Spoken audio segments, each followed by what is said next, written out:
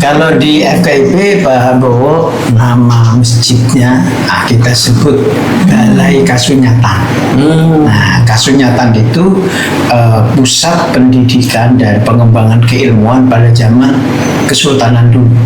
Itu dibangun oleh Sultan Maulana Yusuf. Itu putranya Sultan Hasanuddin Banten. Dan itu guru-gurunya itu dari Haramain, dari khususnya Madinah. Kalau kita ngomongin kuliner nih di Banten, itu sering di meja makan itu ada yang tidak ketinggalan itu sayur asem. Tadi ada nggak sayur asem? Sayur asem. Oh iya, semalam ada. Jadi sayur asem itu mempertemukan dua kekayaan, yaitu kekayaan agraris kita, asem, dan kekayaan maritim kita.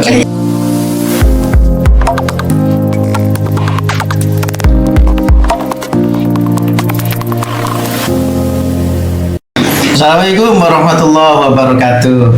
Waalaikumsalam warahmatullahi wabarakatuh. Sobat FKIP, di program siniar kita hari ini FKIP Untirta kedatangan tamu yang luar biasa ini.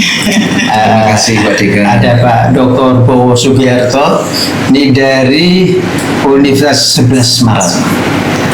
Dan kita juga kehadiran Ibu Profesor Dr. Dwi Wahyuni MKes. Assalamualaikum. Waalaikumsalam. Nah, ini beliau dari Universitas Jember, dari ujung timur Pulau Jawa.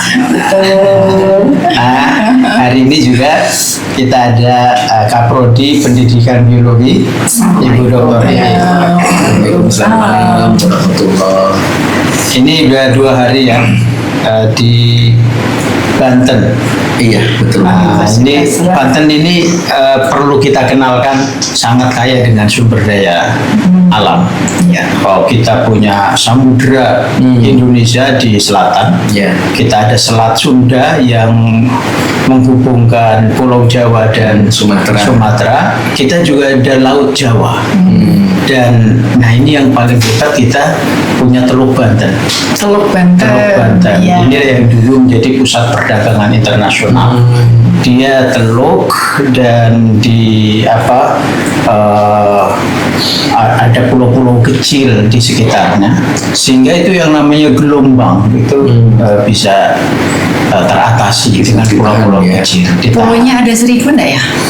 Nah, nanti nyambung ke Kepulauan Seribu yang ada di Jakarta. Nah, Kepulauan Seribu itu dulu ada semacam perselisihan, gabung di Banten atau di Jakarta, dan akhirnya rupanya memilih di Jakarta. Makanya Jakarta seluruhnya kota kecuali Kepulauan Seribu, dia Kabupaten Kepulauan Seribu. Nah, ini Pak Bowo, ini bagaimana kesan di Banten? Terima kasih Pak Dekan atas kesempatannya untuk ngobrol bersama pada siang hari ini. Jadi ini memang pertama kali saya datang ke Banten, Pak, kecuali bandaranya. Kalau bandaranya sudah berkali-kali. Itu bagian dari kekayaan. Iya, betul. Punya banyak burung besi ya. Ya, alhamdulillah kesan saya sangat luar biasa. Banten, kalau dulu saya belajar sejarah waktu SMP, SMA itu kan memang nilai historis heroismenya tinggi sekali gitu ya. Termasuk juga nilai-nilai spiritual dan keagamaan. Sebagaimana yang kemarin Pak Rektor juga cerita ya, ada Syekh Nawawi Al-Bantani dan itu ulama kelas dunia kan. Nah, alhamdulillah kami berkesempatan untuk bisa berkunjung ke sini, dan ini merupakan jejak yang luar biasa, termasuk diabadikan dalam nama Universitas Sultan Ageng Tirtayasa. Nama masjidnya di Pakupaten Masjid Syekh Nawawi Al-Bantani. Wah, luar biasa. Nah, sehingga ketika saya berkunjung ke sini, wah ini kesempatan luar biasa yang mungkin selama ini saya hanya sekedar mendengar ceritanya, dan ini fakta luar biasa. Semangat itu masih terjaga, tampak di Civitas Akademika Untirta, termasuk juga di FKIP. Begitu Pak Dekannya saya rasakan. Kalau di FKIP Pak Habowo, nama masjidnya kita sebut Balai Kasunyatan. Nah, Kasunyatan itu pusat pendidikan dan pengembangan keilmuan pada zaman Kesultanan dulu. Nah, itu dibangun oleh Sultan Maulana Yusuf. Itu putranya Sultan Hasanuddin Banten. Dan itu guru-gurunya itu dari Haramain. Dari khususnya Madinah. Nah, itu sebagai gambaran. Gimana Prof? Ini dari ujung timur ketemu di ujung bagian barat Jawa. Luar biasa. Jadi sangat kesan saya sangat luar biasa, terutama pada orang-orangnya ya. Orang-orangnya itu sangat-sangat familiar. Kemudian hanya 2 hari ya kita di sini, tetapi sudah rasa kekeluargaan. Betul. Jadi rasa kekeluargaannya itu mau ninggal tuh sampai nangis rasanya ya, kapan kita ketemu lagi gitu. Mana waktu kita datang itu sudah kita dilewatkan apa itu Pak Bowo yang jembatan bagus itu, nama jembatan apa? Jembatan Aryo. Lupa namanya. Ayo jembatan itu bagus banget. Yang masuk Muri. Aryo apa itu? Itu dibangun pada masa Gubernur Wahidin Halim. Nah, jadi memang tokoh besar dari Tangerang. Nah, itu dari Tangerang, tokoh besar dari Tangerang. Iya, jembatan itu kan masuk Muri. Nah, kita lewat jembatan itu, kemudian kita dapat kalung badak kan. Nah, itu kan ujung kulonnya. Jadi kita makan itu di situ juga banyak apa makanan khas yang di situ kita belum pernah makan, disambut dengan makanan khas, dan kita dapat kalung badak itu. Kasihan di sini. Itu hari berikutnya masih banyak lagi kenangan-kenangan kita diajak jalan-jalan, terutama kulinernya sangat berkesan, dan yang alhamdulillahnya selama kita di sini 2 hari itu ya terjalin ikatan silaturahim yang luar biasa. Mudah-mudahan ikatan ini semakin berkembang dan kita semakin menjadi saudara lah, insya Allah saudara dunia dan akhirat. Iya, Pak Dekan ini boleh dikatakan sangat-sangat ditemukan langka, itu namanya pasangan langka ya. Iya, jadi saya itu sampai termenung kalau diajak bicara gitu. Ini ilmunya kok luas sampai mengenal kata yang namanya macam-macam kata itu bukan di agama sampai domblong itu. Belum lagi cerita yang lain yang kekayaan ilmunya itu begitu luas. Itu menambah kekaguman kita juga, sehingga kita diam-diam itu kita belum belajar banyak ya Pak Bu. Kita insya Allah nanti mudah-mudahan bisa belajar semakin banyak, semakin bijaksana juga, bisa kayak Pak Dekan ya, jadi bisa bijaksana, tidak segampang itu dosa katanya Pak. Ya, makasih Pak Dekan dan makasih keluarga besar Biologi, termasuk juga kepada Bu Kaprodi. Iya, dan juga harus gantilah berkunjung seperti apa sih Insya Allah kita seperti apa sih Solo dengan kerajaan dan batik-batiknya gitu. Luar biasa. Jadi Prof, kalau kita ngomongin kuliner di Banten itu sering di meja makan itu ada yang tidak ketinggalan itu sayur asem. Tadi ada nggak sayur asem? Iya, sayur asem. Oh iya, semalam ada. Jadi sayur asem itu mempertemukan 2 kekayaan, yaitu kekayaan agraris kita, asem, dan kekayaan maritim kita. Iya. Garam dan asem itu mangkok. Dan kalau kita menikmati sate bandeng, itu bandeng itu ikan yang payau. Artinya itu air tawar dan air laut bertemu. Jadi Sri dan Beduk ketemu. Sri itu Dewi Sri itu yang apa namanya padi, ya. Beduk itu ikan. Nah, jadi kenapa kita selalu kalau makan ada nasi dan ada ikan, ada ikan tempe, ikan tahu. Termasuk itu ikan sapi. Satu lagi Pak Dekan, saya itu sebenarnya kan penasaran lama dengan Banten karena dulu sejarah waktu SMP yang disampaikan guru saya, orang Banten itu kan sisa-sisa dari prajuritnya Raden Fatah dari Demak itu. Demak. Dan bahasanya masih bahasa Jawa yang terpelihara sampai sekarang katanya. Tapi kemarin udah diajak ngomong Jawa Pak. Ini aja menggonon. Ini memang betul ini perjalanan dakwah Islam dari Demak, kemudian Cirebon, dari Cirebon Jayakarta, Jakarta lalu Banten. Itu memang demikian dan orang Banten ini disebut Banten katanya bantahan. Itu memang senang dengan revolusi. Maka ada geger Cilegon, ada geger Menes, dan seterusnya. Tapi ada juga yang mengatakan Banten itu berarti Inten, yang ketiban Inten. Nah kalau ketiban itu artinya mengkaya. Dan inten terbesarnya ternyata rempah, khususnya lada. Oh iya, iya khususnya lada. Tapi kalau sumber daya alam memang kita kaya, termasuk di Cikotok di Banten Selatan itu ada sumber daya emas. Nah itu dan ada penambangnya juga. Ada penambangnya. Dan Belanda itu kan betah betul di selatan Banten itu ya karena ada kekayaan alam, kemudian tambang. Sampai hari ini juga Cina itu bikin ada 5 kecamatan itu untuk semen, yang semen merah putih itu ya. Namanya merah putih, isinya Cina-Cina. Jadi itu memang kaya. Bu Kaprodi gimana nih dengan dua tamu luar biasa kita? Baik, terima kasih Pak Dekan. Alhamdulillah kami dikunjungi oleh Pak Bowo dan Prof. Dwi dan senang sekali saya mewakili teman-teman yang bahagianya itu nggak bisa terkatakan gitu. Saking melankoliknya pada mau nangis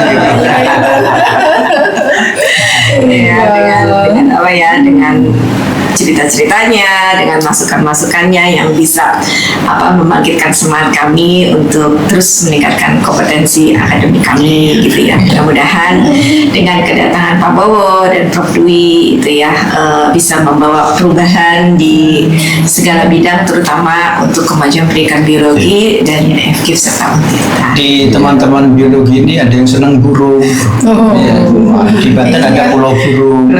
Nah kemudian ada di Kabupaten Serang itu ada Pak Oco itu, Prof. Oco. Itu apa namanya itu? Beliau. Penelitiannya di Rawadanau. Rawadanau itu banyak burung. Cakep-cakep di situ dan eksotik ya Pak ya. Eksotik betul. Ada yang senang dengan ular, reptil. Pak Najmi ya, banyak. Jadi macam-macam di dosen-dosen di biologi. Ada yang senang dengan jamur. Ada yang senang dengan pisang.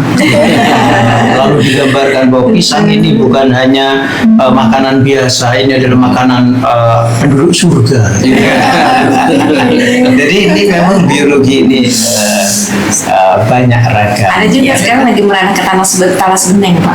Ada talas bening. Jadi kan makanan inovasi. Jadi talas bening itu untuk bisnisnya banyak di Bogor, tapi produksi budidayanya di Banten, khususnya Pandeglang, dan sudah ekspor juga ternyata ya. Betul. Dan ada lagi tuh, ada Dokter Kerbau gitu. Siapa itu? Dewi. Dia mengisolasi DNA kerbau yang ada di Serang melihat kerabatannya. Dan kerbau ini memang unik kalau di Ya, kalau kerbau serang. itu kan aslinya binatang rawa, Pak. Iya betul. Habitat aslinya itu rawa. Senang dengan air. Betul. Dan orang Serang nih Prof, kalau berkurban senangnya kerbau. Oh malahan pakai kerbau. Sama dengan di Kudus kalau di Jawa Tengah. Sama dengan di Kudus, selain memang menyukai daging kerbau, itu konon katanya itu bagian dari bentuk penghormatan terhadap Keyakinan saudara sebelumnya. kita sebelumnya Iya. yang mengkuduskan sapi. Sapi. Iya. Iya. Jadi sapi dipelihara, kerbau disembelih. Kalau di Solo itu Tapi kan ada masakan khasnya enggak dari olahan daging kerbau, Pak? Iya, iya. Jadi, nah ini memang menariknya. Kalau cari rumah makan sate kerbau itu ya nggak ada. Gitu. Jadi kerbau itu disembelih untuk peristiwa-peristiwa yang spesifik. Nah, misalnya hari raya Idul Adha, Iya.